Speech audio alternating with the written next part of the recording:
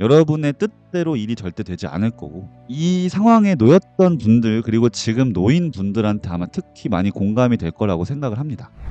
네, 여러분 반갑습니다. 자비스의 자빌리크입니다.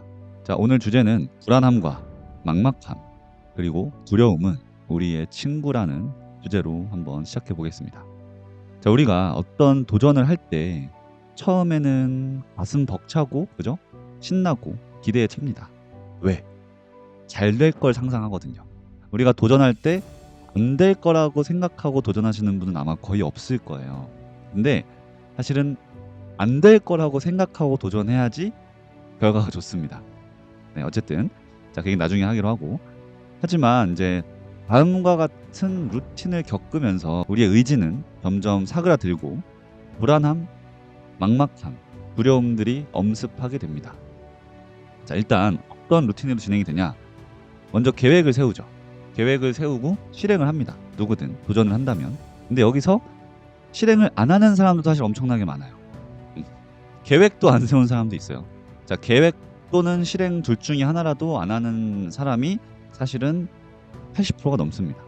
제가 여태까지 많은 분야에서 도전하는 사람들 지켜본 결과. 자, 그 다음에 실행을 했는데 내 예상대로 절대로 결과값이 나오지 않아요. 특히 초반에는. 자, 그럼 이때 좌절하고 다시 계획을 세우고 실행합니다. 이런 사람들 자체가 소수예요. 10%? 15%? 자, 근데 그렇게 실행한 결과값이 또 원하는 결과로 나타나지 않으면 이때부터 이제 불안함과 두려움이 들면서 심지어는 그 일을 그만두겠다는 결정까지 가게 됩니다. 자, 여러분이 만약에 해도 그만, 안 해도 그만인 도전을 했다면 불안함과 두려움까지는 안 들 수 있어요.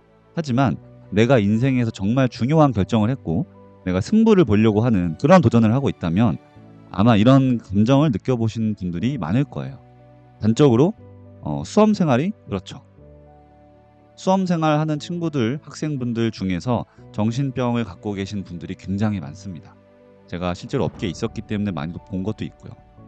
자, 그래서 저도 한때 그랬어요. 자, 제가 엄청 성공한 사람은 아니지만 나름 열심히 살고 또래에 비해서 잘 해내고 있지만 저 또한 그런 감정을 느낄 때가 있었습니다. 그리고 저보다 더 잘 해내시는 분들도 그래요. 제가 하고 싶은 말은 여러분이 느끼는 그러한 상태와 감정이 특별한 게 아니라는 거예요. 제가 그런 기분을 떨쳐내기 어렸을 때 힘들었던 이유는 나한테만 이런 상황이 왔다라는 생각이 좀 컸던 것 같거든요.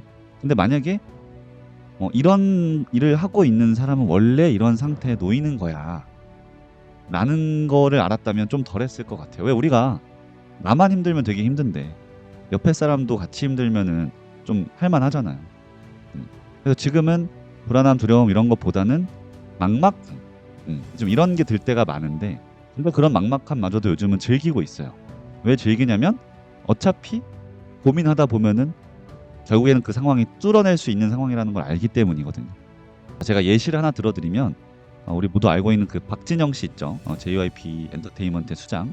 박진영 씨가 옛날에 자기 일상을 소개하는 프로에서 이런 말을 한 적이 있거든요. 아침에 눈을 뜨면 이제 문자로 여러 개, 수십 개가 와 있는데 그게 다 이제 회사의 이제 문제들인 거죠. 뭐 대표님 이런 문제가 생겼어요. 저런 문제가 생겼어요. 뭐 이제 이런 사고에 대한 문자들이 막 오는 거죠. 그래서 아침에 눈뜨기가 막 싫었다고 했었는데, 그러니까 이게 굉장히 지극히 평범한 상태라는 거예요. 뭘 하는 사람들한테, 사업하고 도전하고 있는 사람들한테. 자, 그래서 이 인사이트를 우리에게 좀 적용을 해보면, 여러분이 만약에 직장에서 누군가 따박따박 주는 돈을 받고 있는 아주 안정적인 상황에 놓인 분이라면 상관없지만, 그런 상황을 제외한 모든 분들은 여러분의 뜻대로 일이 절대 되지 않을 거고 어려울 거예요. 순간적으로는요. 하지만 멀리서 보면 뜻대로 될 수밖에 없다. 이 마인드를 꼭 주셨으면 좋겠어요. 그래서 그런 사실을 받아들이고 어떤 X라는 문제가 있을 때 A라는 방법의 키를 넣어서 잘 안 될 거거든 처음에. 그럼 B라는 키를 넣고 또 C라는 키를 넣어요. 언제까지? 그 열쇠 구멍이 언제까지 넣어요? 문이 열릴 때까지.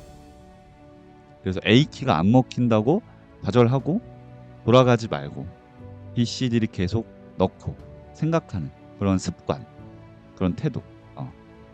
자, 그래서 이런 상황이 당연하다고 받아들이면 저는 그 정도면 충분한 것 같아요. 자, 오늘 제가 적용할 인사이트는 뭘 해라 이게 아니라 너만 그런 게 아니라 이게 원래 그런 거야 를 머리에 넣는 거.